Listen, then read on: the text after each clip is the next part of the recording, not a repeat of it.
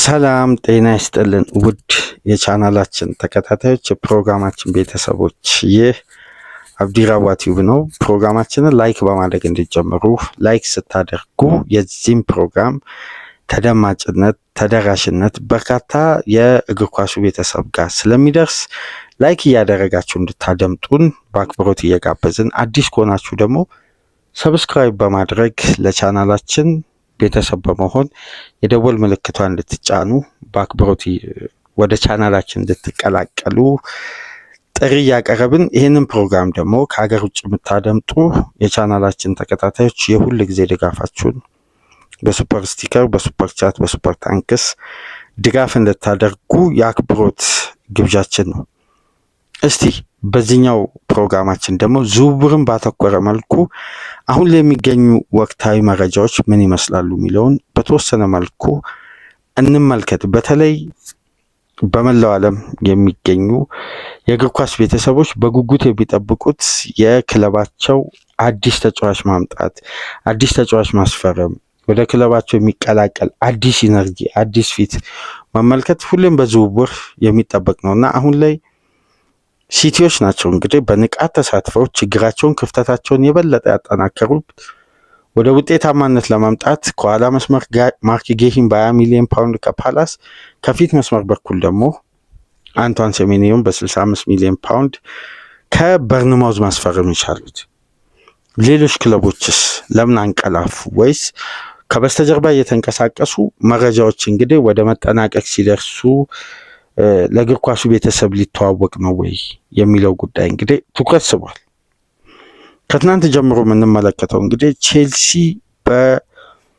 በንቃት እየተሳተፈ የሚገኝበት የተከላካይ ክፍሉን ለማጠናከር የሚደረገው ምልመላ፣ የማርክ ጌሂን ዝውውር በማንቸስተር ሲቲ ከተነጠቁ በኋላ የሊቨርፑሎች ኢላማ አዲስ ተጫዋች እዛው ፕሪሚየር ሊግ ላይ የሚገኝ ተጫዋች መሆኑን፣ በተጨማሪም በሪያል ማድሪድ ምንም አይነት ምቾት ያልተሰማው በደጋፊው ከፍተኛ ተቃውሞ እየደረሰበት የሚገኘው ቪኒሲየስ ጁኒየር የነዚህ ተጫዋቾችና የጁሊያን አልቫሬዝ የፈላጊ ቁጥር ከፍ ብሎ ግን የእንግሊዝ ጠንካራ ተፋላሚ ቡድን እዚህ ስብስቡ ላይ ጁሊያን አልቫሬዝን ለማካተት ማሰቡ እየተሰማ ነው። እስቲ አንድ በአንድ ጉዳዮችን እንመልከት። በተለይ ትናንት ምሽት የሕክምና ምርመራውን አጠናቆ በይፋ ለ6 ወር ለማርሴ የፈረመው ኢታን ንዋኔሪ ከአርሴናል ወደ ማርሴ በ1.7 ሚሊዮን ፓውንድ ወይም በ2 ሚሊዮን ዩሮ ከአርሴናል ወደ ማርሴ በውሰት ውል ለቀሪ 6 ወራት በተለይ ጌም ታይም እንዲያገኝ በቀጥታ የአርሴናል ኃላፊዎች ከኦሎምፒክ ማርሴ ጋር ተስማምተው ምንም አይነት የግዢ ስምምነት የቋሚ ውል ስምምነት ባልተካተተበት ተጫዋቹን ለውሰትና ለ6 ወር ብቻ ብቃቱን ታለንቱን አውጥቶ የበለጠ ጌም ታይም አግኝቶ ለቀጣይ ዓመት ለአርሴናል ለቦታው ዝግጁ እንዲሆን ይሄ ተጫዋች እንግዲህ በኖኒ ማዱዌኬ መምጣት በኤቤሪቺ ኤዜ መምጣት የመጫወቻ ደቂቃ አቶ በተጠናቀቀው የውድድር ዓመት በእግር ኳስ ኬሪሩ ትልቁን ጨዋታና ደቂቃ ያገኘው ተጫዋች በዘንድሮ ሲዝን በሁሉም ውድድሮች እንግዲህ ያደረገው የጨዋታ ቁጥር 11 ነው። በቋሚነት የጀመረው 6 ነው። የትኛውንም ጨዋታ ደግሞ በፕሪሚየር ሊግ በቋሚነት አልጀመረም።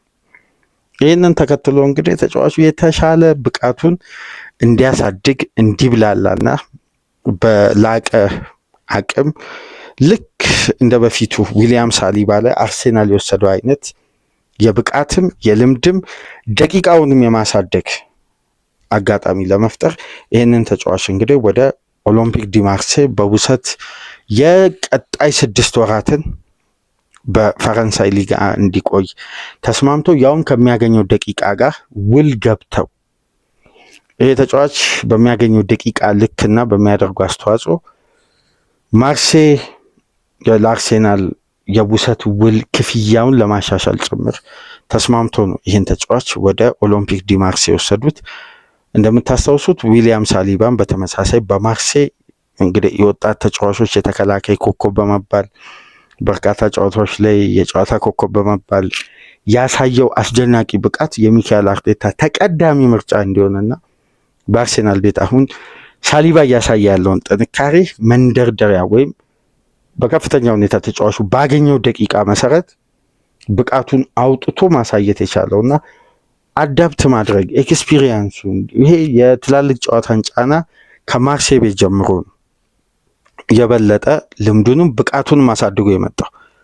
እንደዚህ አይነት ሂደት ለመከተል እንግዲህ እንግሊዛዊያን ወጣቷን ኢተን ንዋኔሪ በተጠናቀቀው የውድድር ዓመት በርካታ ጨዋታዎች ላይ ስንመለከት የነበረው በተለይ የቡካዮ ሳካ መጎዳት፣ የነ ሊያንድሮ ትሮሳርድ፣ የነ ማርቲኔሊ፣ ካይ ሃቨርት መጎዳት ደቂቃ እንዲያገኙ ሁኔታዎችን ከፈጠሩላቸው ተጫዋቾች መካከል ይሄ ተጫዋች ነበር። ባለፈው ሳመር ነው እንግዲህ እንደምታውቁት ድርድሮች ተጀምሮ በቅርብ ጊዜያት ውስጥ እስከ 2030 የሚያቆየውን አዲስ ኮንትራት በአርሴናል ቤት መፈረም የቻለው እና አሁን ለቀሪ 6 ወራት በውሰት በማርሴይ ለመቆየት ተጫዋቹ ትናንትና በይፋ የሕክምና ምርመራውን አጠናቋል። ዛሬ እንግዲህ ኦፊሻሊ አርሴናልና ማርሴይ የተጫዋቹን ዝውውር መጠናቀቅ ይፋ ያደርጋሉ ተብሎ ይጠበቃል። ኢተን ንዋኔሪ ወደ ማርሴይ ተጠናቋል ማለት ነው ለ6 ወር የውሰት ውል ብቻ። ሌላኛው ነጥብ ብናገኘው እንግዲህ የቪኒሲየስ ጁኒየር ነው። ወደ ሚኪ ቫንደቬን እና ወደ ጁሊያን አልቫሬዝ ወደ ማቴታ የተለያዩ ዘገባዎች እንመጣለን።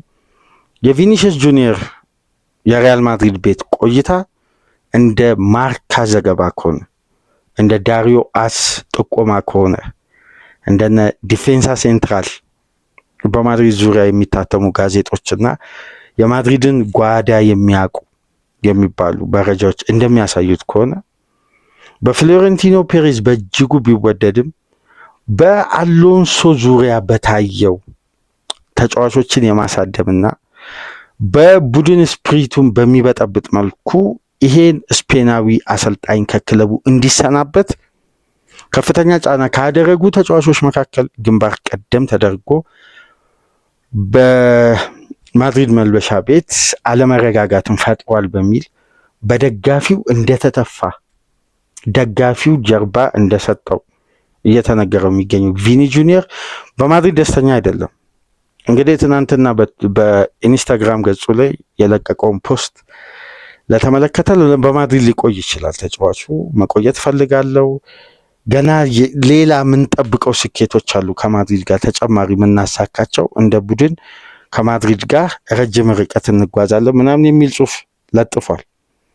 ነገር ግን የማድሪድ ሪፖርተሮች የማድሪድን ውስጥ እናውቃለን የሚሉ ፔሬዝ አሁን ላይ አንደኛ ፋይናንሻል አቅማቸውን ለማሳደግ፣ በሁለተኛ ደረጃ ዩሮፒያን አይደንቲቲ መገንባት ይፈልጋሉ። በተለይ ስፔን የሚመስል እና የሆነ የነጩን ቤት ድባብ ከላቲን አሜሪካ ተጫዋቾች የበለጠ ወደ ዩሮፒያን ስታንዳርድ ወደ ነባፔ ቤሊንጋም አይነት ተጫዋቾችን ወደዛ ቅርጽ ለማምጣት ይፈልጋሉ እና ከወደ ሳውዲ ጥያቄ ቢቀርብላቸው ፍሎሬንቲኖ ፔሬዝ የአምናው የሳመር ዝውውር መስኮት 220 ሚሊዮን ፓውንድ ወደ 250 ሚሊዮን ዩሮ አካባቢ የቀረበላቸውን ጥያቄ አሁን ላይ ቢቀርብላቸው ከመቀበል ወደ ኋላ አይሉም ነው እየተነገረ የሚገኘው። ነገር ግን ምሽት ላይ የተመለከትነው መረጃ በተቃራኒው ነው እየወጣ የሚገኘው። ተጫዋቹ ወደ ሳውዲ ፕሮ ሊግ ከመዘዋወር ይልቅ የእንግሊዙ ክለብ ቼልሲ የተጫዋቹ ሁኔታ አድፍጦ እየተከታተለ እንደሚገኝ፣ ተጫዋቹ በቀጣይ ሳመር የሚለቅ ከሆነ ቼልሲ ለተጫዋቹ ኦፊሻል ኦፈር ለማቅረብ ቅድመ ዝግጅት እያደረገ መሆኑን ነው ከስፔን የሚወጡ ዘገባዎች እያሳዩ የሚገኝ። ቼልሲ ብቻ ሳይሆን ማንቸስተር ዩናይትድ፣ ሊቨርፑል የዚህ ተጫዋች ፈላጊ ሲሆኑ ግን አጥብቆ ስለ ተጫዋቹ እየተከታተለ የሚገኘው ቡድን ቼልሲ ነው በማለት ዳሪዮ አስም ማርካም ዘግበዋል። እና የቪኒ ሰሞነኛ የማድሪድ ደጋፊ ተጫዋቹ ላይ ኳስ በያዘ ቁጥር የመጫዋቸው ጉዳይ አለመረጋጋቱ የበለጠ ጉዳዮችን እንግዲህ ወደ ጠንካራ ስቴጅ ወስደው አሁን ተጫዋቹ ላይ አንዳንድ ተቃውሞዎችም አሉ። ቆይታው በከፍተኛ ሁኔታ ጥያቄ ውስጥ ገብቷል። ፔሬዝ ቢወዱትም ግን ደጋፊው አሎንሶ ላይ ባሳየው ስነ ምግባር ደስተኛ ያልሆኑምና ከፍተኛ ተቃውሞ እዚህ ተጫዋች ላይ እየደረሰ ነው የሚገኘው። ይህንን ተከትሎ ነው ምናልባት የተጫዋች በቀጣይ ሳመር የሚለቅ ከሆነ በዩሮፕ ይቆያል፣ በአውሮፓ ይቆያል። ከቆየም ደግሞ ወደ ፕሪሚየር ሊግ ሊመጣ ይችላል። ነገር ግን ዴምቤሌ ኮንትራት ካልፈረመ ፔዥም ለማምጣት እቅድ አለው። በተመሳሳይ ብራድሊ ባርኮላ ኮንትራት አልፈረመም ከእንግሊዙ ክለብ ሊቨርፑል ጋር። አሁንም ይሄ ተጫዋች ስሙ እየተያያዘ ነው የሚገኘው። ባርኮላ የሚለቅ ከሆነ ፔዤ ቪኒንም ለማስፈረም ጥረት ያደርጋል ተብሎ ይጠበቃል። አሁን ላይ ግን ቼልሲ ነው የተጫዋቹ ሁኔታ አጥብቆ እየተከታተለ የሚገኘው። ቪኒሲየስ ጁኒየር አንድ ዘገባ ላይ የተመለከትኩትን ከወደ ጀርመን የወጣ በስካይ ጀርመኒ ሪፖርተር በፍሎሪያን ፕለተንበርግ ከ10 ቀን በፊት ምናምን ካልተሳሳትኩ በቀጥታ ቼልሲ የቪኒን ተወካዮች ኮንታክት አድርጓል የሚል ዘገባ ለጥፈው ነበር። እንግዲህ እንደምታውቁት ፍሎሪያን ፕለተንበርግ ማለት በጣም የታመነ የዝውውርም የአንዳንድ ጉዳዮች ሪፖርተር ነው በስካይ ጀርመኒ እና ለስካይ ስፖርት በቀጥታ ላይቭ እየገባ በተለይ ከጀርመን እግር ኳስ ጋር ተያይዞ እና አንዳንዴ ይሄ የኔ ብለው በሚለቁት የኤክስክሉሲቭ ኒውስ ላይ ማረጋገጫ ሲያገኙ በሚሰጡት መረጃ መሰረት በጣም ተቀባይነትን በቅርብ ጊዜያት ውስጥ ካገኙ ሪፖርተሮች መካከል ፍሎሪያን ፕለተንበርግ አንዱና ግንባር ቀደም ነው እና ይሄ ዘጋቢ ከቀናት በፊት ቪኒሲየስ ጁኒየርን ቼልሲ አጥብቆ ይፈልጋል በሚል አንድ ዘገባ በስካይ ጀርመኒ ዋና ኦፊሻል ፔጅ ላይ ለጥፎ ተመልክቼ ነበር እና አሁን ጉዳዮች እንግዲህ እየሰፉ መጥተዋል። እስቲ በቀጣይ ቼልሲ ምን አይነት ስቴፕ ይጓዛል የሚለውን አብረን በጋራ የምንመለከተው ነው።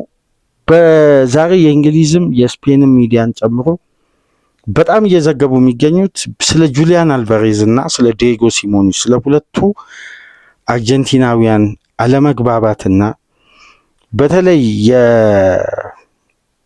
በደንብ በቅርብ ጊዜያት ውስጥ ከተመለከታችሁ ጁሊያን አልቫሬዝ ከማንቸስተር ሲቲ ከለቀኩ በኋላ ይሄ ዋንጫን የማሸነፍ ይህን ተጫዋች እንደምታውቁት በጣም ስኬታማ ነው። ያላሸነፈው አይነት ዋንጫ የለም። ከአርጀንቲና ጋር ከሲቲ ጋር ለሀገሩና ለቡድኑ ለቀድሞ ቡድኑ በጣም ስኬታማ ውጤታማ ሆነ። አትሌቲኮ ማድሪድ ቤት ከሄደበት ጊዜ አንስቶ ግን ጁሊያን አልቫሬዝ አንድም ዋንጫ አሸንፎ አያውቅም።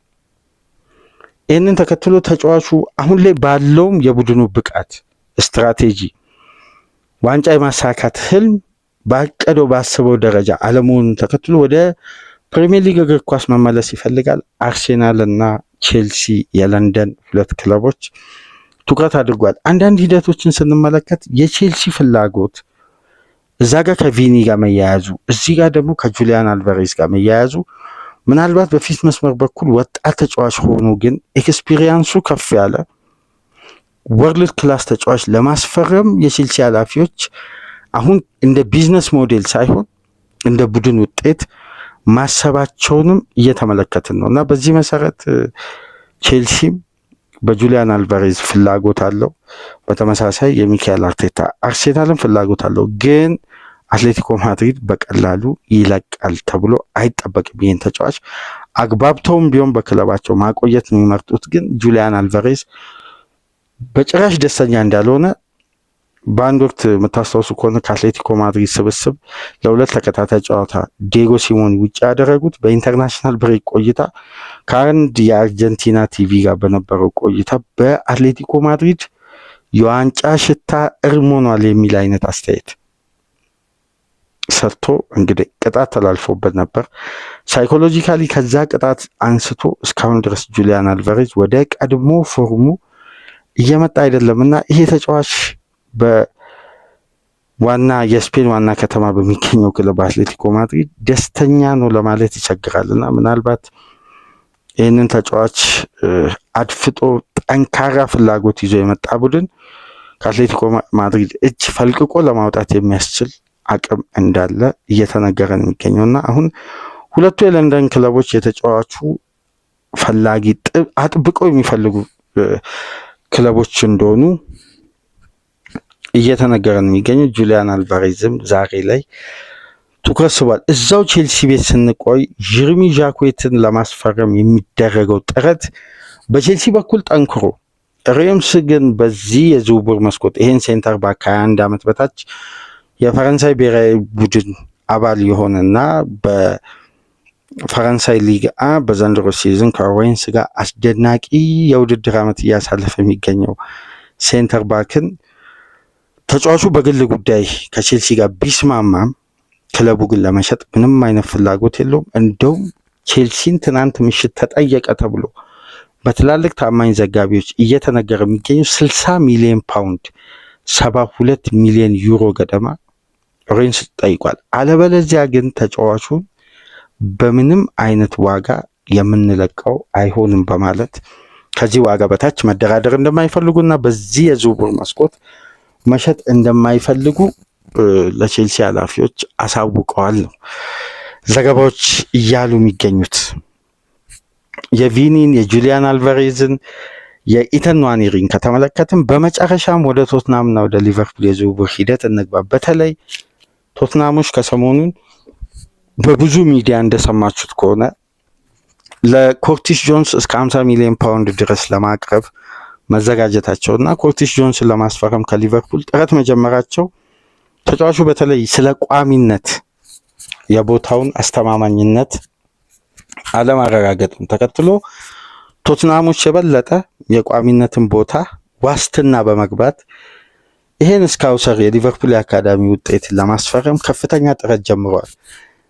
ሊቨርፑሎች ተጫዋቹን ለመሸጥ ምንም አይነት ፍላጎት ባይኖራቸውም ግን የቶትናም ጠንካራ ፍላጎትና በተጫዋቹ በኩል የሚደረገው ጥረት በስተመጨረሻም ውጤታማ የሚሆን ከሆነ ኮርቲስ ጆንስን ለመልቀቅ ሊቨርፑሎች ይገደዳሉ ይላል። እንግዲህ ይሄ ዘገባ በስፋት እየወጣ ነው የሚገኘው። በኮርቲስ ጆንስ እና በሊቨርፑል መካከል ምንም አይነት የግንኙነት ችግር የለም። ነገር ግን ተጫዋቹ የቋሚነትን ዋስትና ይፈልጋል። ይህም ዋስትና ደግሞ አሁን ባሉት አሰልጣኝ በአርነ ስሎት ውስጥ ማግኘት አልቻለም። የስኳድ ምርጥ ተጫዋች ነው። ነገር ግን በነዛ አማካዮች ደረጃ እንግዲህ ሰብሮ ለመግባት የሚችል አቅም ላይ ደርሷል ተብሎ ባይታመንም ይህን ተጫዋች ሊቨርፑሎች በቀላሉ ማጣት አይፈልጉም። የቶትናሞች ፍላጎት ግን የበለጠ ጠንክሮ በተጫዋቹ በኩል በሚያደርጉት ጥረት እንግዲህ ተጫዋቹ የቶትናምን ጥያቄ የሚቀበል ከሆነ ሊቨርፑል አስገዳጅ በሆነ ሁኔታ ተጫዋቹ ሊሸኝ ይችላል የሚሉ ዘገባዎች እየበዙ መጥተዋል። ይሄን ጉዳይ በነገራችን ላይ የሊቨርፑል እውቁ ዘጋቢ ፖል ጆይስ አረጋግጧል። የቶትናም ፍላጎት ሲሪየስ መሆኑ በዚህም የዝውውር መስኮት ካልሆነ በቀጣይ ሳመር ሊቨርፑል ግን ተጫዋቹ መሸጥ ከፈለገ ከ50 ሚሊዮን ፓውንድ በታች መደራደር አይፈልግም በኮርቲስ ጆንስ ዙሪያ። ከዚህ ጋር ተያይዞ ነው እንግዲህ ትናንትና የዴሊ ሜል ሪፖርተር በስፋት ይዞ በወጣው ዘገባ መሰረት ከቶማስ ፍራንክ ቆይታ ጋር ከዳንኤል ሌቪ ስንብት ጋር በቶትናም ቤት ምን እየተፈጠረ ነው በሚል ሰፊ ዘገባው ላይ ቶትናሞችን የበለጠ ያሰጋው የሊቨርፑል በሚኪ ቫንደቬን ላይ ያላቸው ጠንካራ ፍላጎትና ከተጫዋቹ ተወካዮች ጋር ከፍተኛ ድርድር ካለፈው ኖቬምበር ድረስ ማድረጋቸውን ቶትናሞች አውቀዋል። ተጫዋቹ አሁን ላይ በቶትናም አስተዳደርና በቡድኑ ውጤት በተለይ ታክቲካል አፕሮች ደስተኛ አይደለምና የምታስታውሱ ከሆነ ኦክቶበር ወር ውስጥ ሚኪ ቫንደቬን ልቀቁኝ አይነት ጥያቄ ማቅረቡ ሲሰማ ነበር። ከዛም ወቅት አንስቶ እንግዲህ የተጫዋቹን አለመረጋጋት ልክ ዘገባው ላይ እንደተመለከትን ዴሊ ሜል ላይ ሊቨርፑሎች በኢሳቅ በኩል የሰሩትን አይነት ስራ ተጫዋቹን አንሴትል ካደረጉ በኋላ በጉዳዩ ላይ ምንም አይነት ተያያዥ ጉዳይ እንደሌላቸው ዳር ሆኖ ከተቀመጡ በኋላ ተጫዋቹ እንግዲህ ክለቡ ላይ ከፍተኛ ጫና አድርጎ አስገዳጅ የሆነ ድርድር እንዲደረግ ካደረገ በኋላ ዝውውሩ እንዲጠናቀቅ ለማድረግ ከወዲሁ ሊቨርፑሎች የማርክ ጌይ ዝውውር በሲቲ መነጠቃቸውን ተከትለው ፕላን ቢ ከያዙት ተጫዋች ጋር ኦፊሻል ድርድር ጀምሯል በተጫዋቹ ተወካዮች በኩል። ይሄ ጉዳይ ቶትናምን ስጋት ውስጥ ከቷል። ኮርቲስ ጆንስን በሚኪ ቫንደቬን ልውውጥ ይኖር ይሁን ወይስ በተለያየ የዝውውር ሂደት ሁለቱ ተጫዋቾች ዝውውራቸውን ይፈጽሙ ይሁን በዚህ የዝውውር መስኮት ይሁን በቀጣይ ሳመሪውን እስካሁን ድረስ ምንም በዚህ በኩል የተረጋገጠ ነገር ባይኖርም የቶትናም ፍላጎት በኮርቲስ ጆንስ ላይ ሲሪየስ ነው። የሊቨርፑል ፍላጎት በሚኪ ቫን ደ ቬን ላይ የበለጠ ሲሪየስ ነው ማርክ ጌሂን ካጡ በኋላ።